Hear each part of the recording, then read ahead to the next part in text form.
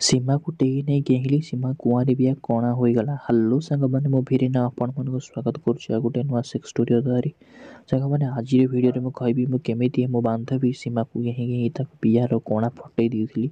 साଙ୍ଗमाने भिडियोटी को शेष पर्यंत देखिए। आ जदि प्रथम थर स्टोरी को शुणुछंती तेबे निश्चित भाव चैनल को सब्सक्राइब करेंगे। सीमा मु कॉलेज रु सांग मो नाम अरविंद आम भुवनेश्वर शांतिनगर गोटे अपार्टमेंट रहू। सीमा बापा जड़े बैंक मैनेजर माँ घरे कम करने सह गोटे ऑफिस रे एंट्री कम करती। आमर गोटे स्टूडियो अच्छी बापा अन्य दुई जन सेठार रखी कम कराती। कहवाक गले बापा स्टूडियो ही आम घर चले आम घर कि बारिपदा छोट बेलू आम से रही आसु। बापा दीर्घ 25 वर्ष हब रहीगले। सीमा घर लोक मु छोट बेलू देखी आसी से आम तल रूम रे रुहती। आम घर आउ घर संपर्क निबिड़ से सीमा आम घर को आउ कॉलोनी छुआ मिसिकी 6 जन हेबू।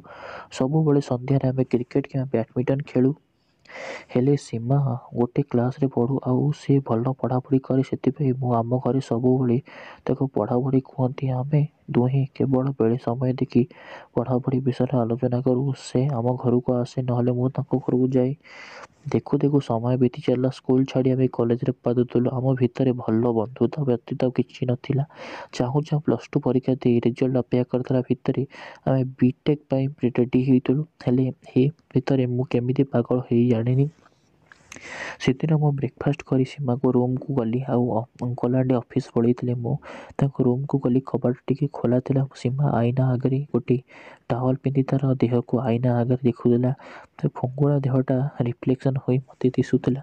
से समय सीमा गाधोई बाहरी किसी न कह लुची मुझे चाह रही। गोटे गोरा देह आउ पूरा गोल गोल हो टिम टिम हो बाहरी दूध बिहा देखा जाऊ नथिला। हेले तार गोरा तक तक जंघ तल भाग पूरा देखा जाउथला। ताको देखि मो मुंड पूरा पशु नथिला। किछि समय पई मो कामना अबदरे सुविधा बंद होईगला। एमती सीमा ता देह को देखला और ता टावल को देहरे गुड़ाई देला। ठीक सही समय रे देखी देखी मुझे डाकिली। सीमा केउठी अछु कही रूम भीतर गली। से संगे संगे टावल को जोर रे धरिकी दूध को तातरे घोड़ाई कहला तोते टिके आसियार देला बाहर को जा मु एबे गाधोई जाउची आसिले कथा बा। एति कही मो से बाथरूम चलीगला। से भितर गाधेला ता कपड़ा आउ ब्रा खट ऊपर पकईला तार आउ ध्यान नथिला तार लाइट ग्रीन ब्रा देखिए मते टिके अलग अलग लगला। से ब्रा को उठाई सुंगिली। वाह धरने को बहुत सॉफ्ट आउ किछि अलग अलग प्रकार लगुला। मु आउ ताको किछि न कहि घर को पळै आसिली। सीमार ब्रा बास्ना रे नाकरू जाउथला। किछि समय पर मु घरे बसी पड़ते। से गाधे हुई गोटे हाफ पैंट फ्रॉक पिंधि आम घर को आसिला। मते कहला कौन कहूनु एबे ब्रेकफास्ट खाइले। मु कहली ना एमिति मैथ बुझीपार हो नथिला पचारि कही छाड़ी मु संध्यारे कहबी। सीमा हौ ठीक अच्छी संध्यारे देखा हवा कही से चली आसला। से दिन मुझे स्वप्न देखा था ब्रा बास्ना मत पागल करूए। संध्यारे आहू गलिनी राति कथा कथा भाभी खाली बांड उठे आउ हल्लेली मोबाइल सेक्स वीडियो देखी भावुली केमिति सीमा को गेहिबी। तापर दिन ठीक से ही समय देखली घर को गली। से खट ऊपर शोई गेहा गेही वीडियो देखुला। मु धीरे धीरे पछे पछे देखिली। 2 मिनिट पर कहली सीमा तू तो मोबाइल क्या दी पड़े पुरी कहीं आश्चर्य हो कहला तू कौन समय आसचु। मु कहली कौन करूलु एबे। से टिके थरी थरी कहला किछि नहीं एमती स्पेस देखुली। तापर ता पतला फिगर देखी मो बांट शोई पड़ला उठिला शोई पारानी। तेणु कहली तू जहाँ देखुल मु जानी तू सेक्स देखुल ना। मु से मुह तल को करी हाँ कहना बुझी प्लीज सॉरी यारू आउ केमी देखिबेनी प्लीज तू क्या कहबुनी। मु आउ रही पारे पाखे पड़ी कान चुपचाप करी कहली तोर सबू काली मु देखी देइची तू भुंडी दुईटा मस्त हुई। से मते बाड़ी कहला छी तोर तू केते कमीनाटा तू मते नुची नुची देखुलु तू मो सांग बोली तोते केते विश्वास करुली। मु कहली तोर से सेक्स करने बहुत इच्छा नहीं सीमा मो बॉयफ्रेंड नुह। मु कहली ହଉ ଯଦି ତୋର ଇଚ୍ଛା ନାହିଁ ତାହେଲେ ମୁଁ ସେକ୍ସ ଫିଲ୍ମ କେମିତି ଦେଖୁଥିଲୁ ସେ ମୁହଁକୁ ତଳେ କରିଦେଲା। ମୁଁ ଭାବିଲି ଡେଇଁବା ପାଇଁ ଏଇଟା ଠିକ୍ ସମୟ। ତାକୁ ବ୍ଲାକମେଲ୍ କଲି, କହିଲି ଆଜି ଅଙ୍କଲ୍ ଆଣ୍ଟି ଆସିଲେ କହିଦେବି। ସେ ଡରରେ ମୋତେ କହିଲା ନାଇଁ ଏ ବିଷୟରେ କାହାକୁ କହିବୁନି ପ୍ଲିଜ୍, ନହେଲେ ମୋ ବାବା ମୋତେ ବାଡ଼େଇବେ। ମୁଁ କହିଲି ତୋର ଦେହ ଦେଖି ମୁଁ ପାଗଳ ହୋଇଯାଇଛି, ପ୍ଲିଜ୍ ମୋ ସହ ଟିକେ ସେକ୍ସ କର। ସେ କାନ୍ଦି କାନ୍ଦି ମନା କରିଥିଲା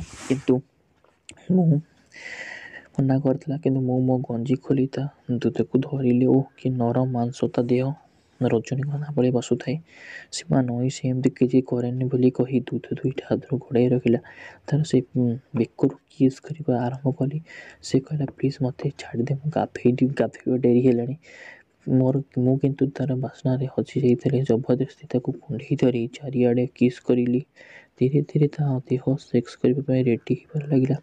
ସୀମା ସେଇଠୁ ଛଟପଟ ହେବା ଆରମ୍ଭ ହୋଇଗଲା। ମୁଁ କହିଲି ସୀମା ତୋ ଦେହ ଏତେ ପୁରା କୁଆଁରୀ ଅଛି, ଆଉ ଆମେ ଯୋଡ଼ି ବହୁତ ଭଲ ଲାଗିବ। ସେ ଖାଲି ଛାଡ଼ ମୁଁ ଗାଧୋଇ ଯିବି ବୋଲି କହୁଥିଲା। ମୁଁ ଆଉ ସମ୍ଭାଳି ନପାରି ଗୋଟେ ହାତରେ ତା ଦୁଧକୁ ଚିପିଲି, ଆଉ ଗୋଟେ ହାତରେ ତା ଚଡ଼ି ଭିତରେ ଚଡ଼ି ପୁରେଇ ତା ପିଆକୁ ହାତ ମାରିଲି। ମୁଁ କହିଲି ତାପରେ ପୁରା ତା ପିଆ ନାଳରେ ଭାଜି ଯାଇଥିଲା। ସେ କହିଲା ଆଙ୍ଗୁଠି ମାରି ପାଣି ଭାରି କରିଛି, ସେଥିପାଇଁ ଗାଧୋଇଛି ବୋଲି କହୁଥିଲି। ତା କପଡ଼ା ଖୋଲି ନଙ୍ଗଳା କରିଦେଲି, ଆଉ ତାକୁ ବି ନଙ୍ଗଳା ହୋଇ ବହେ ଚୁମାଚୁମି ଦେଲି। ତା ପିଆରୁ ଆଙ୍ଗୁଠିରେ ହଲେଇ ହଲେଇ ମେଲା କରିଦେଲି। ଦୁଧକୁ ଚିପି ଚିପି ତା ନାଲି ପକେଇଦେଲି। ତା ଖାଲି ଓଃ ଆଃ ଆଃ ଆଃ ଆଃ ଏଇଠି ଏମିତି ରଗଡ଼ି କରୁଥାଏ। ଖଟରୁ ତାକୁ ଟାଇଟ୍ରେ ଧରି ଉଠେଇ ନେଲି ସିଧା ଗାଧୋଇ ଘରକୁ। ସାୱାର ଖୋଲିଦେଲି, ସବୁ ପାଣି ପଡ଼ି ଆମ ଦେହ ଓଦା ହୋଇଗଲା। ଚେଙ୍ଗ ମାଛ ପରି ସେ ମୋ ହାତରୁ ଖସି ଯାଉଥିଲା କିସ୍ କରି କରି। ତା ସାୱାର ପାଣିକୁ ଶୋଷାଡ଼ିଲି। କି ସୁଖ ତା ଦେହ। ଦୁଧ ପାଟିରେ ପୁରେଇ ନାକ ଶୁଙ୍ଘିଲି। ମୁଁ ସେଇଠୁ ସୀମାକୁ ପିଆରେ ଆଙ୍ଗୁଠି ପୁରେଇ ସଲସଲ କଲି। ଦେହରୁ ପାଣି ଆସି ବାଷ୍ପ ହୋଇ ବାହାରିଲା ଭଳି ଲାଗୁଥିଲା। ସେ ଚିତ୍କାରରେ କରି ଆଃ ଓଃ ହୋଇ ସଁ ସଁ ହେଉଥିଲା। ମୋ ମାଣ୍ଡରେ ଉଠି ଗାତ ଭିତରେ ପୁରେଇବା ଖୋଜିଲା, ଆଉ ମୁଁ ରହିପାରିଲିନି। ସୀମାର ଗୋଡ଼କୁ ଟେକି ତା ହାଇଟ୍ରେ ରଖିଦେଇ ଦୁଇ ଜଙ୍ଘକୁ ତା ଗାଣ୍ଡି ପଛପଟୁ ଟାଇଟ୍ କରି ଧରିଲି। ଠିଆ ହୋଇଥିବା ପାଣ୍ଡକୁ ତା ପିଆରେ ପୁରେଇ ଗୋଟେ ଜୋରଦାର ନାଦିଲି। ସେ ଓଃ ଗଡ଼୍ କହି କାମୁଡ଼ି ପକେଇଦେଲା। ନନ୍ଷ୍ଟପ୍ 10 ମିନିଟ୍ ପର୍ଯ୍ୟନ୍ତ ପାଣ୍ଡ ତା ପିଆରେ ଖାଲି କଚ କଚ କରି ପୁରେଇ ସେ ଖାଲି ଓଃ ଆଃ ପ୍ଲିଜ୍ ଛାଡ଼ିଦେ ପ୍ଲିଜ୍। ତା ସିଲ୍ ପିଆରେ ପୁରା ପୁରେଇ ଦେଲି। ପ୍ରଥମେ ତା ପିଆରୁ ପଚ୍ କିନି ପଶିଯାଉଥିବାରୁ ବ୍ଲଡ଼ ବାହାରି ପଡ଼ିଲା, କିନ୍ତୁ କିଛି ସମୟ ପରେ ସେ ମଜା ନେଲା। ତାପରେ ନନ୍ଷ୍ଟପ୍ ପ୍ରାୟ 10 ମିନିଟ୍ ପର୍ଯ୍ୟନ୍ତ ତା ଭାଣ୍ଡରେ ପୁରେଇ ସୀମା ପିଆ ପୁରା ଭିତରୁ ଘାଣ୍ଟି ଦେଲି। ମୋ ଗୋଟାଏ ଜଙ୍ଘ ଆଉ ପେଟରେ ବାଜି ଧପ୍ ଧପ୍ ହୋଇ ସାଉଣ୍ଡ ହେଉଥିଲା। ବାକି ସାୱାର ପାଣିରେ କୁକୁ କୁକୁ ହୋଇ ମନମୁଗ୍ଧ କରି ଚାଲିଥିଲା। ମୋ ନାଳ ବାହାରିବା ପଡ଼ିଲା। ପାଣ୍ଡ ବାହାର କରିଦେଲି। ସୀମା ଚଟାଣ ଉପରେ ବସି ମୁହଁ ଘୋଡ଼େଇ କାନ୍ଦିଲା। ମୁଁ ସାୱାର ବନ୍ଦ କଲି। ସୀମାକୁ କହିଲି କ'ଣ କଲି ମୁଁ, ଘରେ ଜାଣିଲେ ମୋତେ ବାଡ଼େଇ ପକେଇବେ। ସେ ଗୋଟେ ଜିଦ୍ କଲା। ମୁଁ କହିଲି ଦେଖ ସୀମା, ଏଥିରେ ମୋର କିଛି ଭୁଲ ନାହିଁ। ବୟସ ଦୋଷ। ମୁଁ ତୋ ଫୁଙ୍ଗୁଳା ଦେହ ଦେଖି ଟିକେ କଣ୍ଟ୍ରୋଲ କରିପାରିଲିନି। ହଉ ଯାହା ଅସୁବିଧା ହେଲା ହେବନି। ତୋତେ ମୁଁ ବାହା ହେବି, ଆଇ ଲଭ୍ ୟୁ କହି ତା ମୁଣ୍ଡରେ ଗୋଟେ ଚୁମା ଦେଲି। ସୀମା ବିଚରା କିଛି କହିବା ଉପାୟ ନଥିଲା।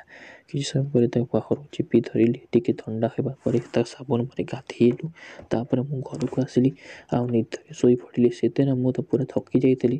ସେଦିନଠୁ ଆମେ ପରସ୍ପର ଭଲ ପାଇ ବସିଲୁ। ଯେତେବେଳେ ଇଚ୍ଛା ହୁଏ ମୁଁ ତା ଦୁଧ ପିଆରେ ଚେଟୁଛି।